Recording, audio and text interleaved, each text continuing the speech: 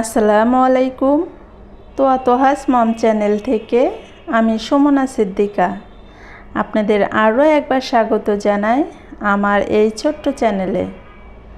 কাছে কিংবা দূরে, দেশ এবং দেশের বাইরে যে যেখান থেকে আমার আজকের ভিডিওটা দেখছেন, আশা করছি আল্লাহর অশেষ রহমতে সবাই ভালো আছেন এবং সুস্থ আছেন। সেই সাথে আমরাও আলহামদুলিল্লাহ ভালো আছি।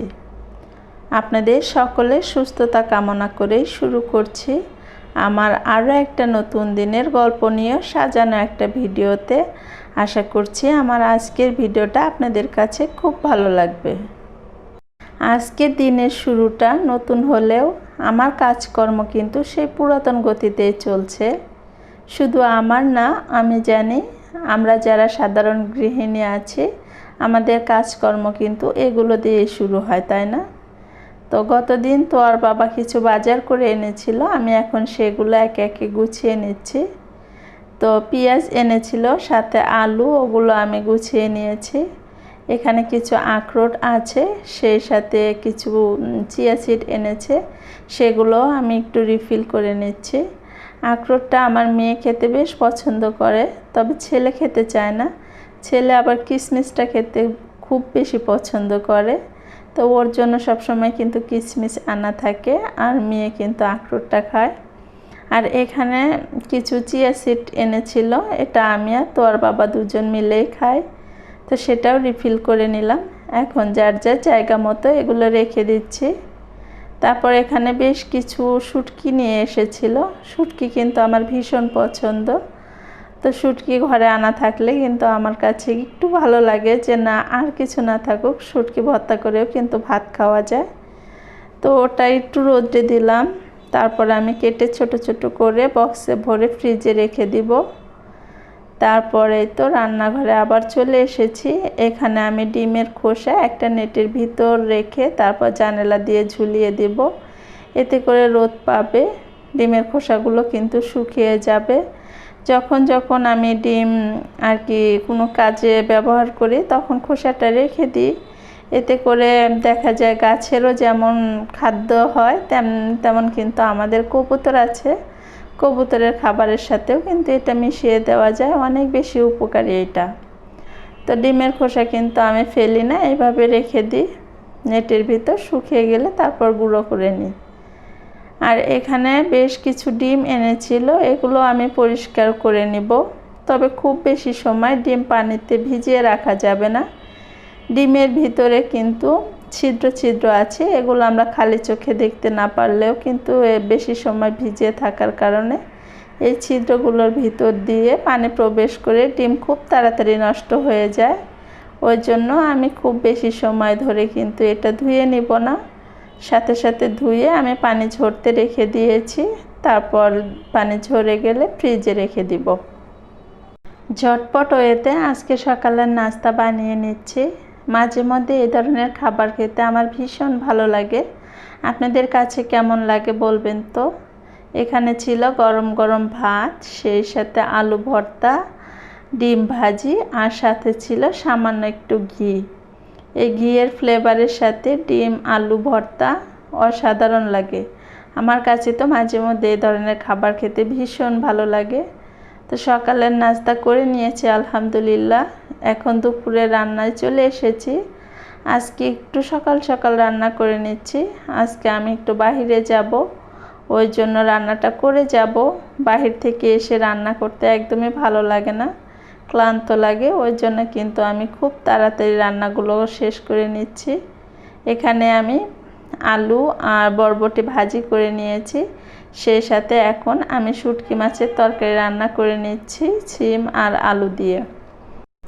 আমার প্রিয় আপু আন্টি ভাইয়াদের আরও একবার মনে করিয়ে দিতে চাই, আপনারা যদি আমার ভিডিওটা এই মুহূর্তে থেকে দেখা শুরু করে থাকেন তাহলে আপনি চাইলেই কিন্তু আমার ভিডিওটাতে একটা লাইক দিতে পারেন। আপনার একটা লাইক আমার ভিডিওর জন্য অনেক বেশি গুরুত্বপূর্ণ। সেই সাথে আপনি যদি আমার চ্যানেলে আজকেই নতুন হয়ে থাকেন বা এর আগেও আমার ভিডিও দেখেছেন কিন্তু সাবস্ক্রাইব করতে ভুলে গেছেন, তাহলে আপনি চাইলেই কিন্তু আমার চ্যানেলটা সাবস্ক্রাইব করে আমার পাশে থেকে যেতে পারেন। আর অলরেডি যারা এই কাজটা করে দিয়েছেন তাদেরকে জানাই অসংখ্য ধন্যবাদ। আমি যেহেতু একটু বাইরে যাব, ওই জন্য ঝটপট ওয়েতে রান্না করে নিচ্ছি। যেটা সহজ হচ্ছে সেটা রান্না করে নিয়েছি। আর নির্দিষ্ট একটা টাইমের মধ্যে যেহেতু যাচ্ছি আর কি, মেয়েকে স্কুলে রেখে তারপর যাব। যদি হতো যে আমি একাই চলে যাব তাহলে কিন্তু আমি যে কোনো সময় যেতে পারতাম, কিন্তু মেয়ের যেহেতু স্কুল আছে ওই জন্য মেয়েকে স্কুলে রেখে তারপর আমি আমার কাজটা করে নেব। তো এখানে মেয়ের টিফিন বানিয়ে নিচ্ছি। আমার মেয়ে ডিম খেতে ভীষণ ভালোবাসে, শুধু আমার মেয়ে না, আমার ছেলে, আমি সহ। তো আমার মনে হয় যার বাচ্চা ডিম খেতে অনেক বেশি পছন্দ করে সেই সব মায়েদের কিন্তু একটু হলেও স্বস্তির নিঃশ্বাস ফেলা যায়, কারণ ডিম সবসময় আমাদের হাতের কাছে থাকে। আর এটা দিয়ে কিন্তু অনেক রকমের আইটেম করা যায়, আর বাচ্চারা যদি পছন্দ করে তাহলে তো কোনো কথাই নেই। এখানে যেহেতু আমি একটা ডিম করে নিচ্ছি, তাই একটা ডিমের অনুযায়ী আমি সব রকমের মশলা দিয়ে তারপর খুব ভালোভাবে মশলা কষিয়ে নিয়েছি। নেওয়ার পরে একটু পানি দিয়েছি, আর ওই পানিতে একটা ডিম দিয়ে ঢাকনা দিয়ে ঢেকে রেখেছিলাম যাতে করে সিদ্ধ হয়। তো সেটা যখন হয়ে গেছে তখন এই তো মাখা মাখা করে আমি নামিয়ে নিয়েছি। এখন আমি মেয়ের টিফিন বক্সটা রেডি করে আমি নিজেও এখন রেডি হয়ে নিব বাইরে যাওয়ার জন্য। তো কোথায় যাচ্ছি চলুন একসাথে যাই। আমি অন্য একটা কাজে এসেছিলাম যেটা দরকার ছিল, তো ওই দরকারের কাজটা শেষ করেছি। আর আমরা মেয়েরা বাইরে এসেছি আর ঘর সাজানোর জিনিস দেখব না, তা কী করে হয়, তাই না? তো এখানে পাশে 99-এর একটা শপ ছিল, ওখানে আমি এক চক্কর ঘুরে আসলাম। তো শুধু ঘুরে আসিনি, এখান থেকে আমি দুটো জিনিস কিনেছিলাম, সেটা আমি আপনাদের সাথে একটু পরে শেয়ার করছি। 99 শপ থেকে বের হয়ে আমি স্বপ্নতে গিয়েছিলাম। যেহেতু সামনেই শীত, ওই জন্য শীতের টুকটাক কিছু কেনাকাটি করার জন্য গিয়েছিলাম। তবে শীতের কিছু প্রোডাক্ট ঘরে আছে, যেমন লোশন আছে, অলিভ অয়েল আছে। আমি শীতে অলিভ অয়েল ব্যবহার করতে বেশি পছন্দ করি, তো সেটাও যেহেতু আছে ওই জন্য আর এগুলো আনা হয়নি। লোশন অলিভ অয়েল বাদ দিয়ে আমার যা দরকার ছিল সেগুলো নিয়ে এসেছি। তো এখানে বিস্কিট এনেছিলাম, অলরেডি এটা ছিঁড়ে খাওয়া হয়েছে। সেই সাথে পাস্তা নিয়ে এসেছি। আর এই ছোট্ট যে কিউট বাটিটা দেখতে পাচ্ছেন, এটা আমি 99-এর দোকান থেকে নিয়েছি। এটা 100 টাকা নিয়েছে। প্রাইস অনুযায়ী আমার কাছে মনে হয়েছে বাটিটা খুব ভালো হয়েছে। সেই সাথে ছেলের জন্য একটা বই নিয়েছিলাম, সেটা কেন জানি দেখাতে ভুলে গিয়েছি। এখানে ছেলে মেয়ের জন্য ক্রিম নিয়েছি, সাথে আমার জন্য ক্রিম নিয়েছি, ফেস ওয়াশ নিয়েছি, গ্লিসারিন নিয়েছি।